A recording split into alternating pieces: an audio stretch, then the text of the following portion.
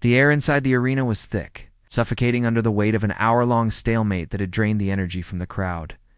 It was the kind of restless fatigue that settles in during the final stretches of a premium live event, where the audience is desperate for a release that refuses to come. In the ring, Charlotte Flair stood alone, her chest heaving, clutching the Women's World Championship she had just reclaimed in a grueling 30-minute Ironman match. She wasn't celebrating. She was surviving. The commentary team, usually buzzing with hyperbole, had fallen into a somber, respectful tone, analyzing the physical toll of the battle. They spoke of legacy, of the cost of greatness, filling the dead air while the medical team checked on her fallen opponent at ringside. There was no music playing. The production truck seemed to be holding its breath, allowing the raw, unpolished sound of the arena to take center stage. You could hear the individual shouts from the upper decks, the squeak of referee boots on the canvas, and the murmur of confusion rippling through the front row. Something felt off. Usually, the copyright graphic would have flashed by now, or a highlight package would be running to bridge the gap to the main event. Instead, the lights remained fixed in a stark, uncomfortable whitewash, exposing every bruise on Flair's skin. She looked toward the entrance ramp, shielding her eyes, expecting a challenger or a pyrotechnic display to signal the end of the segment. Nothing happened.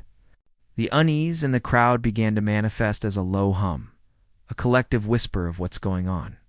It wasn't the anticipation of a surprise debut. It was the genuine confusion of a live broadcast potentially going off the rails. Michael Cole's voice on the headset wavered slightly, a break in his professional armor. As he apologized for the delay, suggesting a technical difficulty with the stage setup, the giant LED screens wrapping the arena flickered not with a planned graphic, but with static, a jarring burst of gray noise that made the audience flinch.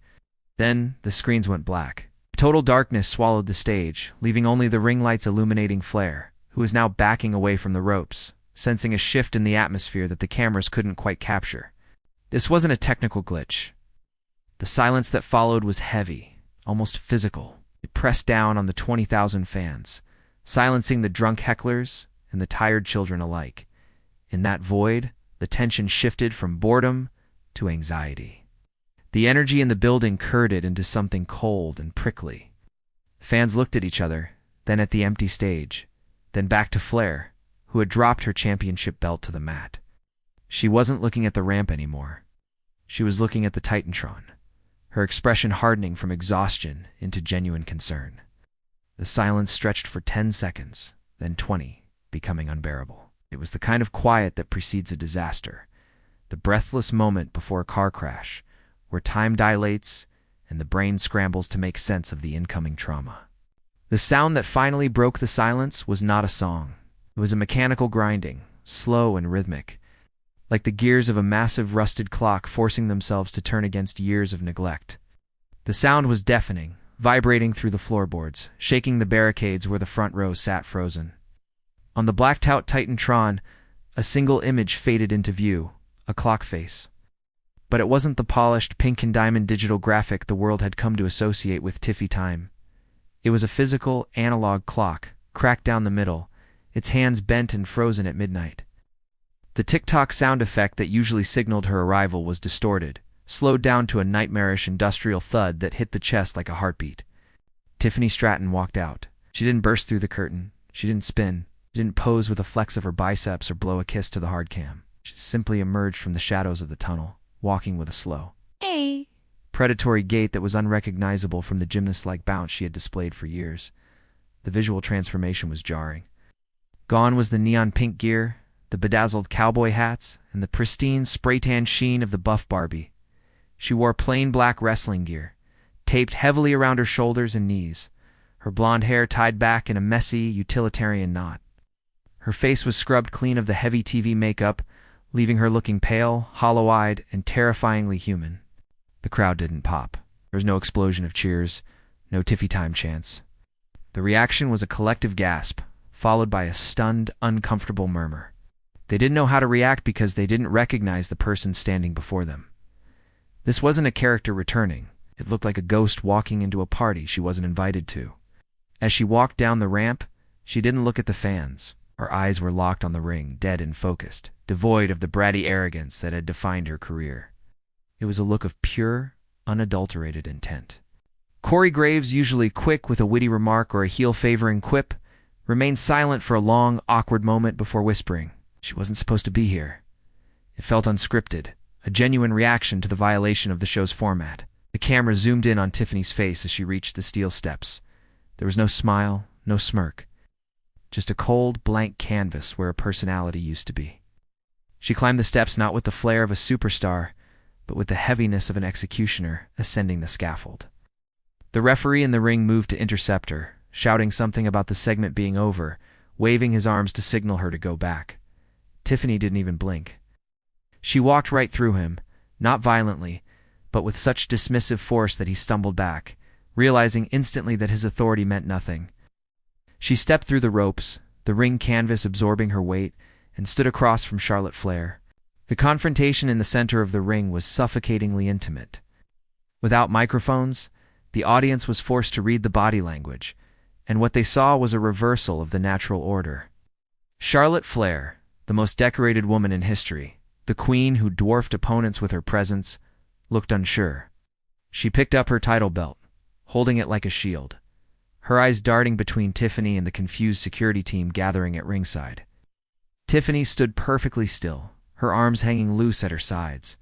She looked smaller without the lift of her boots and the volume of her hair, but that smallness made her terrifying. It was the stance of someone who had nothing left to lose. Flair broke the standoff, stepping forward to shout, trying to assert dominance, trying to pull the star back out of the stranger standing before her. Tiffany didn't flinch. When Flair reached out to shove her back, Tiffany moved. It wasn't a wrestling move. It wasn't a grapple or a strike from a playbook. She simply caught Flair's wrist, twisted it with a sickening snap of torque, and drove her shoulder into Flair's solar plexus. The queen folded. It happened so fast the crowd didn't have time to gasp. Tiffany didn't taunt. She didn't look at the crowd for approval. She mounted the champion and began to rain down forearm strikes. These weren't the worked, theatrical punches of a wrestling match. They were short, chopping blows that looked uncomfortably real, thudding against Flair's neck and jaw with a dull, meaty sound. The commentary team stopped calling moves and started pleading, "Get security out there.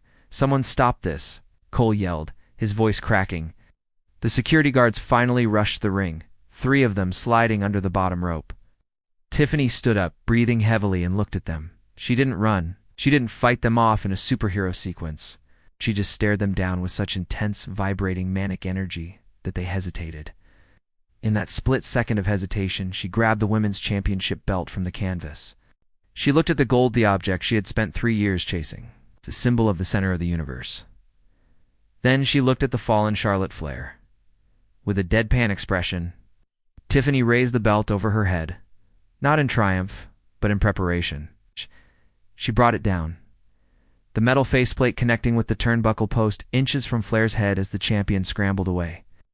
The clang of metal on metal rang out like a gunshot. Tiffany dropped the belt on Flair's heaving chest. It was a rejection. She didn't want the title. She wanted the destruction. She turned and exited the ring through the crowd, vaulting the barricade and disappearing into the sea of shocked fans, leaving the ring a crime scene rather than a wrestling match. The camera cut away from the ring immediately, abandoning the confusion of the arena for the chaos of the backstage area.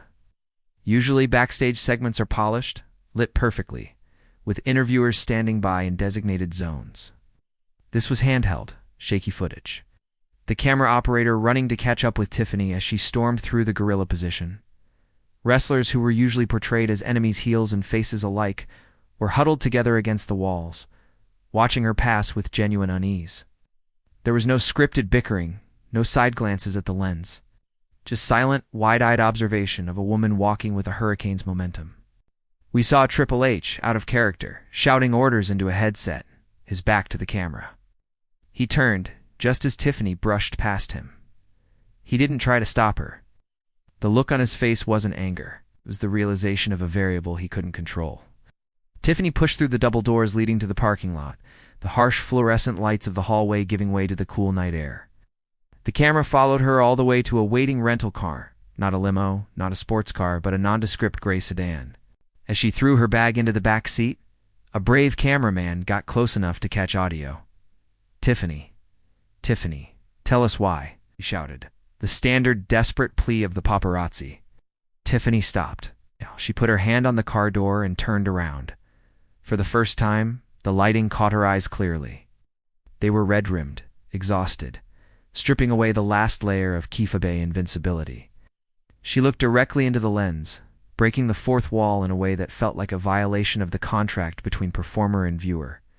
"You wanted a star?" she whispered, her voice barely audible over the distant hum of the arena's air conditioning units. "You burned her alive."